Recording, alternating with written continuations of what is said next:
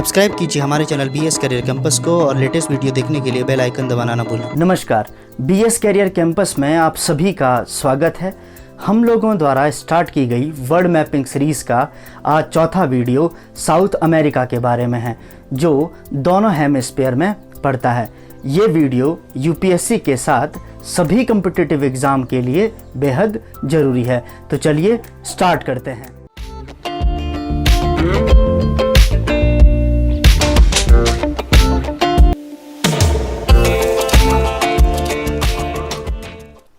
South America को जानने से पहले हमें कुछ बेसिक चीज़ों को पहले जानना होगा। वो क्या?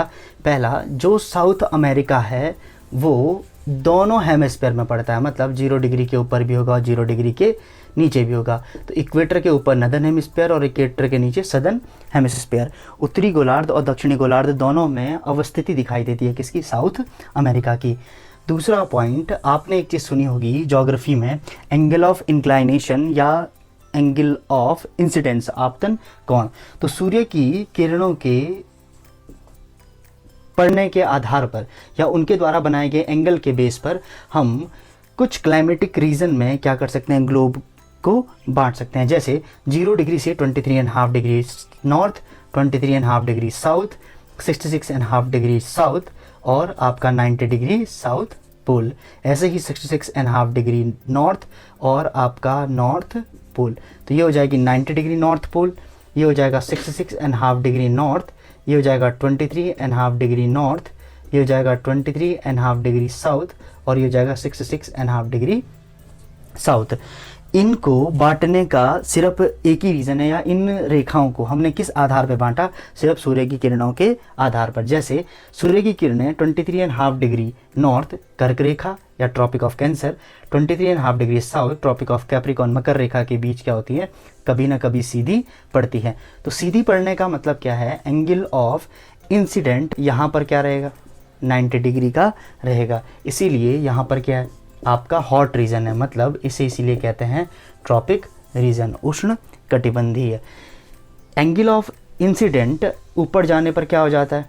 कम हो जाता है। मतलब यहाँ पर जो एंगल होगा वो क्या होगा? 90 डिग्री से कम होगा। 90 डिग्री से कम मतलब या तो 45 डिग्री रहेगा या ज़्यादा से ज़्यादा 43 डिग्री तक रहेगा। तो एंगल ऑफ इंसिडेंस यहाँ पे कम है, इसीलिए यहाँ पर जो टेम्परेचर होगा वो क्या होगा? कम। किसके रेफरेंस में? ट्रॉपिक रीजन के रेफरेंस में। तो यहाँ पर आपका क्या है? तापमान कम है। तो ये वाला रीजन क्या हो जाएगा? शीतोष्ण कटिबंध, या इंग्लिश में बोलें तो इसे टेम्परेट रीजन। तो ये 23.5 डिग्री नॉर्थ से 66.5 डिग्री नॉर्थ या 23.5 डिग्री साउथ से 66.5 डिग्री साउथ के बीच क्या होगा? टेम्परेट रीजन होगा। जिस तरह 23.5 डिग्री साउथ का नाम है, वैसे ही इस लाइन का नाम है आपका अंटार्कटिका सर्कल, और इसी प्रकार से 66.5 डिग्री नॉर्थ का नाम है आपका आर्कटिक सर्कल। तो हम क्या कह सकते हैं? ये वाला क्या हो जाएगा? टेम्परेट रीजन हो जाएगा। इसी तरह अगर एंगल ऑफ इंसिडेंस और ज़्यादा कम हो गया, एंगल ऑफ इंसिडेंस और ज़्यादा कम हो गया, तो हम क्या कहेंगे? मतलब 0 डिग्री एंगल कहाँ पे बनता है? 90 डिग्री नॉर्थ पोल पे। तो हम क्या कह रहे हैं? Angle of incidence, angle of incidence बोलो या इंक्लाइनेशन, एंगल ऑफ इंसिडेंस जितना कम होगा टेम्परेचर क्या होगा? उतना ही ज़्यादा होगा। पर एक बात आप ध्यान रखिएगा, एंगल ऑफ इंक्लाइनेशन का लैटिट्यूड लाइन के साथ, लैटिट्यूड लाइन के साथ, अक्षांशीय रेखाओं के साथ क्या होता है? उल्टा संबंध होता है। इनडायरेक्टली प्रोपोर्शनल होते हैं किसके? एंगल ऑफ इंक्लाइनेशन के। इसका अर्थ क्या है? जैसे जैसे लैटिट्यूड लाइन का मैथमेटिकल नंबर बढ़ता रहेगा, एंगल ऑफ इंक्लाइनेशन क्या होगा? कम होता रहेगा। इसका मतलब है जैसे जैसे हम ऊपर बढ़ रहे हैं, 0 से 1 2 3 4 5 6 और लास्ट में 90, तो जैसे जैसे हम 90 की तरफ बढ़ रहे हैं वैसे वैसे आपका एंगल ऑफ इंसिडेंस 90, 43 डिग्री, उसके बाद 40 डिग्री, फिर 20 डिग्री और फिर 0 डिग्री हो रहा है। मतलब एंगल ऑफ इंक्लाइनेशन जितना कम हो रहा है, लैटिट्यूड लाइन क्या हो रही है? उतनी ही बढ़ रही है। लैटिट्यूड लाइन का मैथमेटिकल नंबर उतना ही बढ़ रहा है। और टेम्परेचर क्या हो रहा?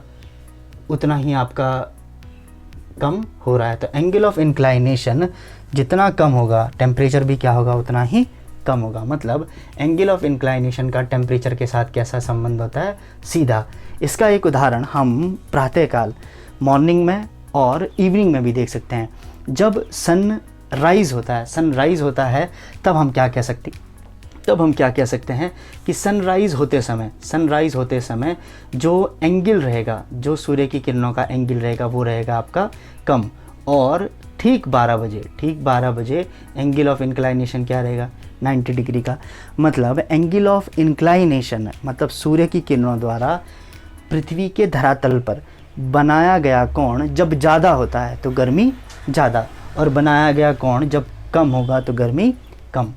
इन बेसिक जानकारियों के बाद हम साउथ अमेरिका में स्थित कुछ देश और उनकी राजधानियों को एक बार देख लेते हैं। तो वेनेजुएला की राजधानी आपको यहाँ दिखाई देगी कैराकस, गुयाना की राजधानी जॉर्ज टाउन, सूरीनाम की राजधानी पैरामारिबो, फ्रेंच गुयाना की राजधानी केनिन, ब्राज़ील की राजधानी ब्राज़ीलिया, उरुग्वे की राजधानी मोंटेविडियो, अर्जेंटीना की राजधानी ब्यूनस आयर्स, चिली की राजधानी सेंटियागो, पेरू की राजधानी लीमा, बोलिविया की राजधानी लापाज, पैराग्वे की राजधानी एसूशियन, इक्वाडोर की राजधानी क्यूटा और कोलंबिया की राजधानी बोगेटो।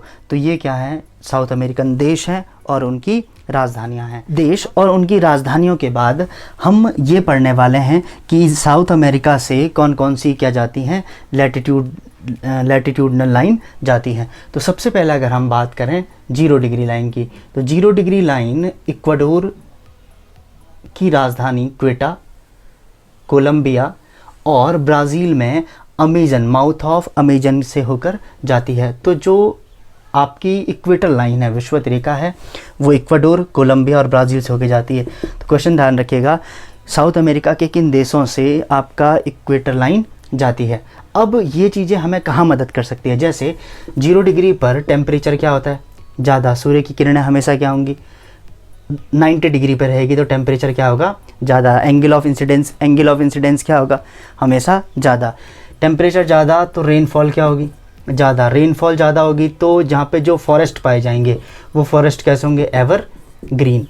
इसके अलावा टेम्परेचर ज़्यादा, रेनफॉल ज़्यादा तो सॉइल कैसे होगी, लेटराइट सॉइल होगी। और लेटराइट कैसी सॉइल होती है, लीज्ड सॉइल होती है। लीज्ड सॉइल का अर्थ है आपके लेटराइट सॉइल में, या लीज सॉइल का मतलब है आपके मिनरल जितने भी हैं वो पानी के साथ घुलकर नीचे चले गए। जो भी चीज़ें पानी के साथ घुल सकती थी वो आपका ज़मीन के नीचे पहुंच गई। ऊपर सिर्फ कुछ धातु बची हैं, एल्युमिनियम और फेरस जैसी। तो ऐसी सॉइल क्या हो जाएंगी, लेटराइट सॉइल। ऐसी सॉइल, ऐसी कंडीशन आपको कहाँ दिखाई देगी, केरला में। तो वहाँ कैसी सॉइल, लेटराइट सॉइल। फॉरेस्ट कैसी होगी, एवरग्रीन फॉरेस्ट। तो हम लैटिट्यूडनल बेस पर, हम इससे पहले भी नॉर्थ अमेरिका में बता चुके हैं आप लोगों को कि लैटिट्यूडनल लाइन के बेस पर हम किसी भी जगह की क्लाइमेटिक कंडीशन को समझ सकते हैं। और क्लाइमेट पर डिपेंड करता है किसी भी जगह का फॉरेस्ट और वहाँ की मिट्टियाँ। दूसरी जो इम्पॉर्टेंट लैटिट्यूडनल लाइन है वो चिली के एंताफेगास्ता, यहाँ पे लोकेशन होगी एंताफेगास्ता, पैराग्वे और ब्राज़ील से होके जाएगी, और वो है आपकी ट्रॉपिक ऑफ कैप्रिकॉन, मतलब 23.5 डिग्री साउथ। इसका मतलब है साउथ अमेरिका का ये वाला रीजन किस में हो गया, आपका ट्रॉपिकल रीजन में हो गया। इसके नीचे जितना भी हिस्सा होगा वो क्या हो जाएगा, आपका टेम्परेट। इसका मतलब साउथ अमेरिका का एकमात्र country, only one country, Uruguay, जो किस में पड़ता है, टेम्परेट रीजन में पड़ता है। और यहाँ पे क्या होगा, पैटागोनिया डेजर्ट। और ये पैटागोनिया डेजर्ट आपका कहाँ होगा, ये पैटागोनिया डेजर्ट आपका होगा टेम्परेट रीजन में। तो निश्चित रूप से यहाँ पर क्या पड़ती होगी, कभी ना कभी बर्फ़ पड़ती होगी। एंताफेगास्ता से होके जाएगा चिली के, फिर उसके बाद कहाँ से, पैराग्वे से, और ब्राज़ील के साओ पोलो से होके जाएगा। साओ पोलो से और सेंटोस तक, यहाँ पर एक स्थान होगा, सेंटोस तक चलेगी क्या, कॉफ़ी रेल।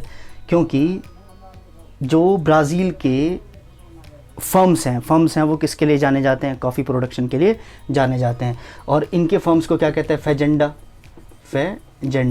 तो फेजेंडा कॉफ़ी के फर्म्स कहलाते हैं ब्राज़ील में।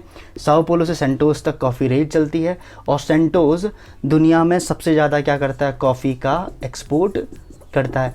मतलब कॉफ़ी एक्सपोर्टिंग पोर्ट कौन सा है आपका, सेंटोस है। साउथ अमेरिका के इंट्रोडक्शन के बाद अब बात करते हैं उसमें स्थित फिजिकल मैप और वहाँ स्थित कुछ प्लेसेस की। और उनकी कुछ विशेषताओं की। तो सबसे पहले यहाँ पे आपको दिखाई देगा पनामा देश, जो इस्तुमस का क्या था, एग्जाम्पल था, ये हम पहले वीडियो में डिस्कस कर चुके हैं। पनामा जो देश है वो नॉर्थ अमेरिका कॉन्टिनेंट को किससे अलग करता है, साउथ अमेरिका कॉन्टिनेंट से अलग करता है।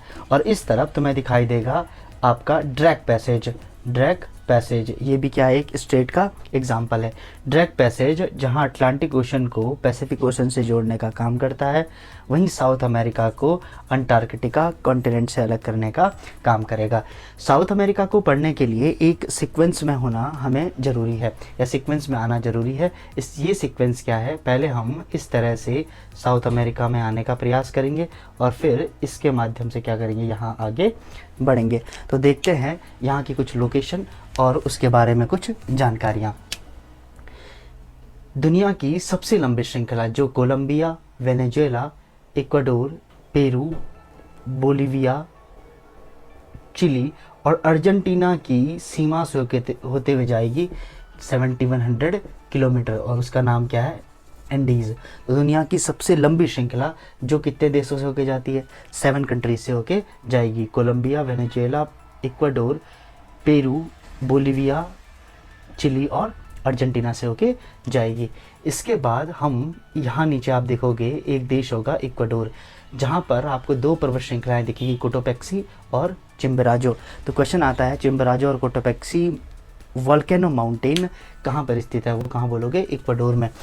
प्लेट टेक्टोनिक्स में हम देखेंगे कि यहाँ पर 2 प्लेटें एक दूसरे के साथ क्या हो रही है, सबडक्ट कर रही है, मतलब 2 प्लेटें एक दूसरे के नज़दीक आ रही हैं, कन्वर्ज हो रही हैं, और एक प्लेट दूसरे के नीचे क्या हो रही है, सबडक्ट। और जब एक प्लेट दूसरे के नीचे सबडक्ट होती हैं तो नीचे जाने पे क्या होगा, टेम्परेचर इंक्रीज़, और ये जितनी भी चट्टानें हैं वो किस अवस्था में पहुंच जाएंगी, गलित अवस्था में, मतलब ये आपका मेल्ट होना शुरू हो जाएगी। मेल्ट होने के बाद यहाँ पर बहुत एनर्जी बनेगी और ये एनर्जी आएगी चट्टानों को तोड़कर बाहर, और ये क्या हो जाएगा, वोल्केनो माउंटेन। तो इसी तरह पैसिफिक प्लेट किसके नीचे सबडक्ट हो रही है, आपकी साउथ अमेरिकन प्लेट के नीचे सबडक्ट हो रही है, इसलिए एंडीज पर्वत श्रृंखला में क्या पाए जाएंगे, बहुत सारे वोल्केनो माउंटेन पाए जाएंगे। तो चिम्बराजो और कोटोपैक्सी कहाँ है, आपका इक्वाडोर में है।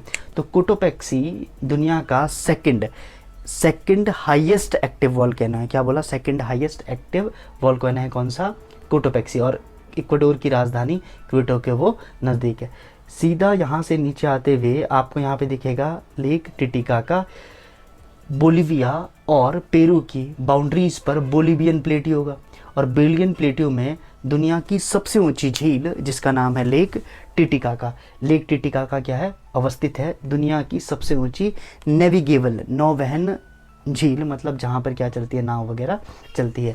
तो यहाँ पे क्या है, लेक टिटिकाका किसकी, बोलिविया और पेरू की सीमा पर। इसके नीचे थोड़ा सा तुम देखोगे चिली और इक्वाडोर की सीमा पर तुम्हें यहाँ पे दिखाई देगी लेक पोपो। तो लेक पोपो का है आपका चिली और बोलिविया की सीमा पर है।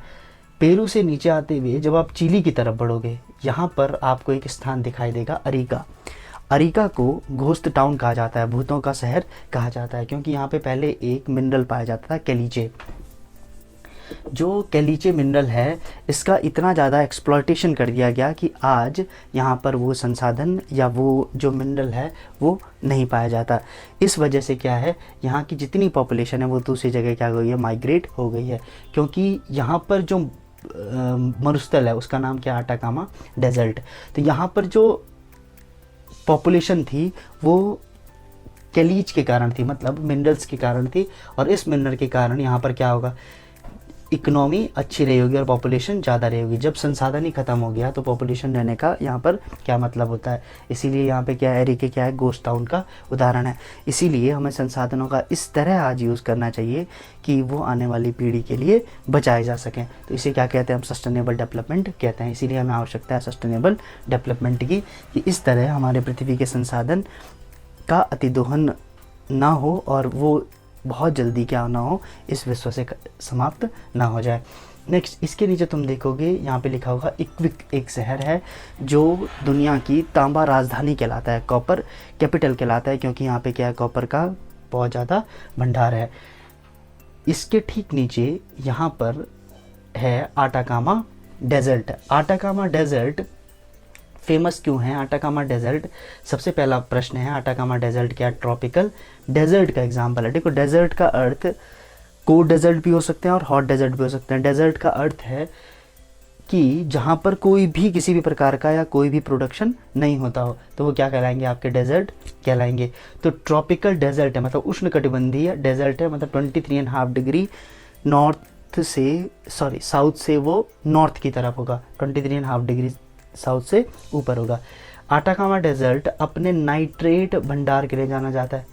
नाइट्रेट स्टोरेज क्या है या रिजर्व क्या है यहाँ पे बहुत ज़्यादा है। आटाकामा डेजर्ट के ठीक बगल में तुम देखोगे एक वॉल्केनो माउंटेन होगा जिसका नाम है ओदस दल सलादो। दुनिया का सबसे ऊंचा एक्टिव वॉल्केनो है। सेकंड एक्टिव कौन सा था? कुटोपेक्सी। और फर्स्ट एक्टिव कौन सा है आपका? ओदस दल सलादो।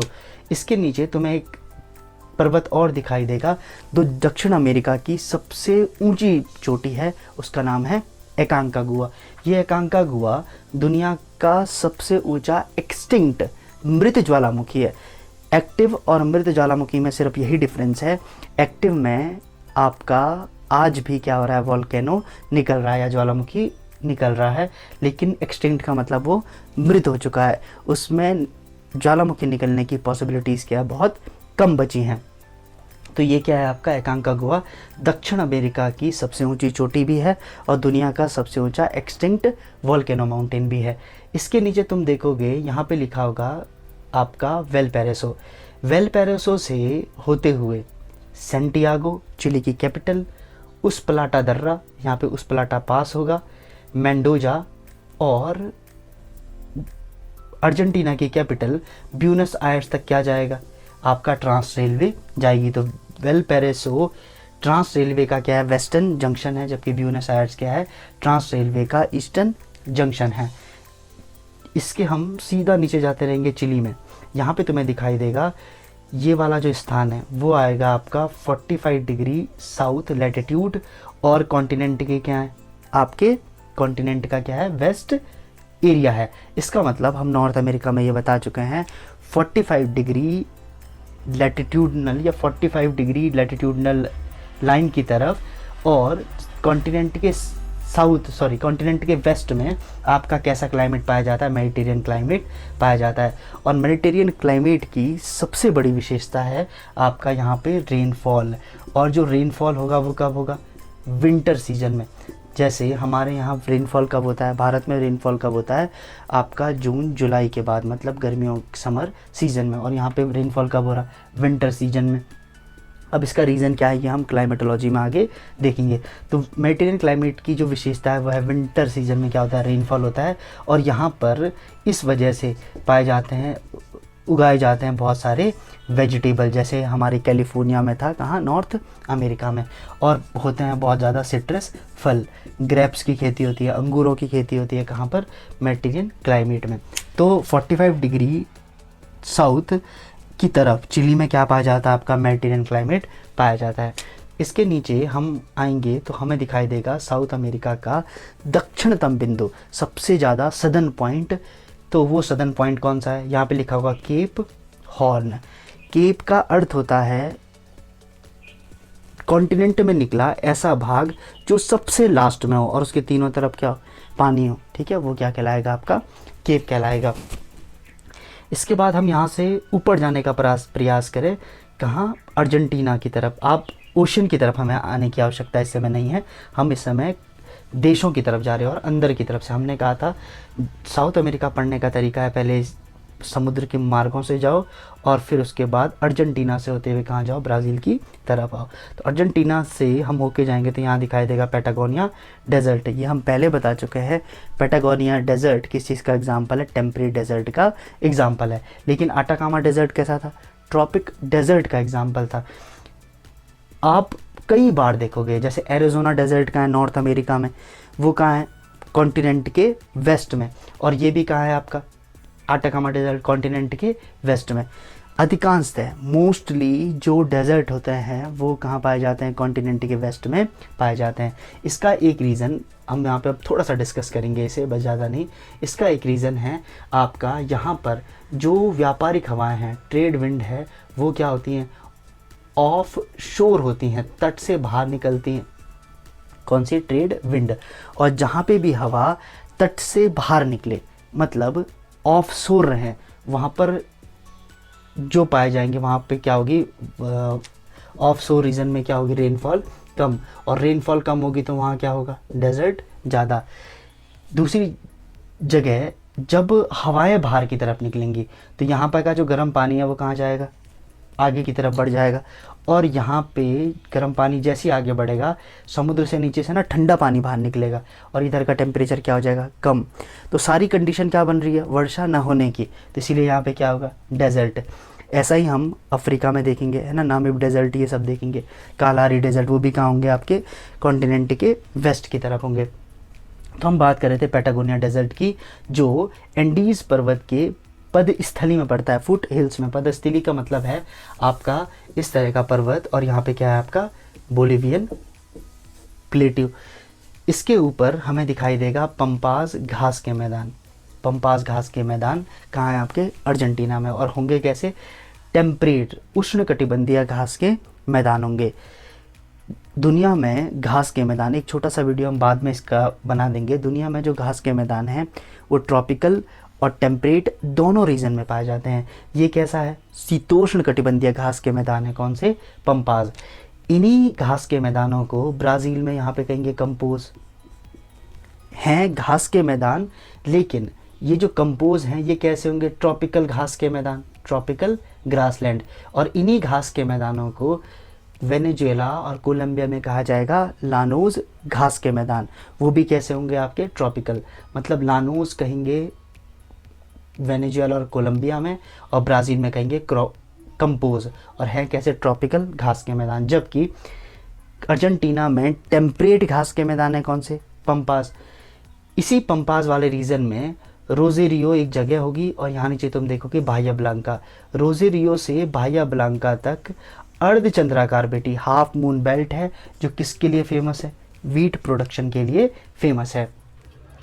ब्राज़ील में ब्राज़ीलियन हाईलैंड मिनरल्स के लिए क्या है? यहाँ पर प्रसिद्ध हैं। यहाँ पर एक स्थान होगा बॉली हॉरिजेंटे, जहाँ पे है अबापा माइंस, जो किसके लिए फेमस है? मैग्नीज प्रोडक्शन के लिए फेमस है। इस ब्राज़ीलियन हाईलैंड से कुछ नदियाँ निकलेंगी, जैसे टोकंटिस नदी बेलम के निकट कहाँ गिरेगी? अटलांटिक ओशन में गिरेगी। बेलम किस चीज़ के लिए फेमस है? बेलम आपका रबड़ एक्सपोर्टिंग पोर्ट है। अभी आगे हम इसे डिस्कस करते हैं। इसके अलावा ब्राज़ीलियन हाईलैंड से पैराग्वे नदी निकलेगी, और पैराग्वे के तट पर, पैराग्वे की कैपिटल क्या होगी? एसूशियन। उरुग्वे नदी निकलेगी, और उरुग्वे के तट पर उरुग्वे की कैपिटल मोंटेविडियो स्थित है। यहाँ पर होगा एक ला प्लाटा की खाड़ी, और दोनों नदियाँ कहाँ गिरेगी? पैराग्वे और उरुग्वे ला प्लाटा की खाड़ी में गिरेगी। ला प्लाटा किस चीज़ का एग्जाम्पल है? आपका ये एस्चुरी का एग्जाम्पल है। अब एस्चुरी क्या होती हैं? जो नदियाँ कठोर भाग से जाएंगी, मतलब प्लेट्यू भाग से जाएंगी, और कटान कम से कम करेंगी, मतलब काटेंगे कम से कम, तो उसके अंदर क्या होगा? उस नदी के पास सेडिमेंट क्या होंगे? कम होंगे। जब उस नदी के पास सेडिमेंट कम होंगे तो वो ओशन के पास में सेडिमेंट का कम से कम डिपॉजिट करेगी, और डिपॉजिट कम करेगी, इसका मतलब वो नदी डेल्टा नहीं बनाएगी। तो जो नदियाँ डेल्टा नहीं बनाती वो क्या बनाती हैं? एस्चुरी का निर्माण करती हैं। तो एस्चुरी कहाँ पे बनेगा? ला प्लाटा पास पे, मतलब जहाँ पे नदियाँ डायरेक्ट बिना डेल्टा बनाए कहाँ गिर जाती है? समुद्र में गिर जाती हैं। वो नदियाँ क्या बनाएगी? ज्वार नदमुख, और इंग्लिश में बोलते हैं उसे एस्चुरी बनाती हैं। इसके ऊपर तुम देखोगे पंपास घास के मैदान के ऊपर यहाँ पे लिखा हुआ ग्रान चाको। ग्रान चाको मिक्स्ड वेजिटेशन है किसकी? पैराग्वे और अर्जेंटीना की मिक्स्ड वेजिटेशन है, जहाँ पर कॉटन प्रोडक्शन क्या होता है? फेमस होता है। इसके नीचे क्या देखा था तुमने? पंपास घास के मैदान। ये बात आपको पता होगी कि पंपास घास के मैदान के बाद जो घास है वो थोड़ा सा ऊंची होगी, और किस में तब्दील होती रहेगी? झाड़ियों में, और उसके बाद वो पेड़ में। मतलब ऐसी वेजिटेशन जहाँ पे पेड़ और घास दोनों पाए जाएं, या ट्रॉपिकल विशेषता भी हो और टेम्परेट दोनों की विशेषता हो। कैसा रीजन होगा? आपका मिक्स वेजिटेशन का रीजन होगा। और ऐसा रीजन कौन सा है? ग्रान चाको, पैराग्वे और अर्जेंटीना की सीमा पर, या उन दोनों देशों में। नेक्स्ट, प्लेट्यू ऑफ माटो ग्रासो जो है वो कहाँ होगा? ब्राज़ील और पैराग्वे में होगा। इसके ऊपर तुम देखोगे एंडीज पर्वत से निकलने वाली एक नदी जिसका नाम क्या है, अमेजन। अमेजन दुनिया की सेकंड सबसे लंबी नदी है, पहली कौन सी होगी, नाइल। लेकिन दुनिया का सबसे बड़ा ड्रेनेज बेसिन कौन बनाती है, अमेजन नदी बनाती है। ड्रेनेज बेसिन का मतलब क्या है कि उसकी जो ट्रिब्यूटरीज हैं कितने बड़े एरिया से बहकर उसके साथ आके मिलती है। जैसे हमने कहा नाइल नदी का अपवा बेसिन सिर्फ इतना, और अमेजन का अपवा बेसिन क्या हो जाएगा, ज़्यादा बड़ा, मतलब इसकी ट्रिब्यूटरी ज़्यादा दूर से आ रही है।